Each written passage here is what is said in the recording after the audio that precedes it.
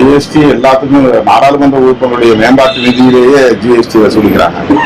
மொத்தம் 5 கோடி ரூபாய் ஒரு நாடாளுமன்ற உறுப்பினருக்கு, அதுல கிட்டத்தட்ட 90 லட்சம் ரூபாய் ஜிஎஸ்டிக்கே ஒதுக்க வேண்டியிருக்கிறது.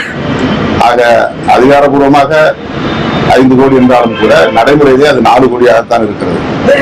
இதுபோல எல்லாவற்றிலும் அத்தியாவசியமான பொருட்கள் மீதும் ஜிஎஸ்டி வரி விதிப்பது மருத்துவ துறைகளிலும் ஜிஎஸ்டி வரியை திணிப்பது ஏற்புடையதல்ல. இது தொடர்பான விரிவான விவாதத்தை நடத்த வேண்டும் என்று தொடர்ந்து வலியுறுத்தி வருகிறோம்.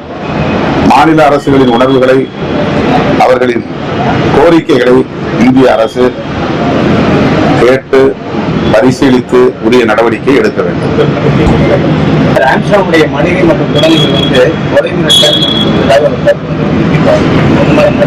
ஆம்ஸ்ட்ராங் குடும்பத்தினருக்கு ஒரு நிலையான பாதுகாப்பை தமிழ்நாடு அரசு வழங்க வேண்டும். இவ்வளவு பெரிய துயரம் நிகழ்ந்த 1 மாத காலத்தில் இது போன்ற கொலை மிரட்டல் வருவது மேலும் அதிர்ச்சி அளிக்கிறது.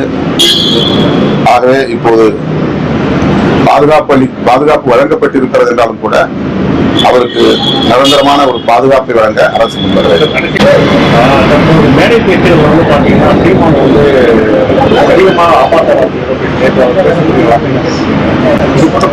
வளர்ந்து வருகிற தலைவர், அவர் அரசியல் நாகரிகத்தை மீறுவது ஏற்புடையதல்ல.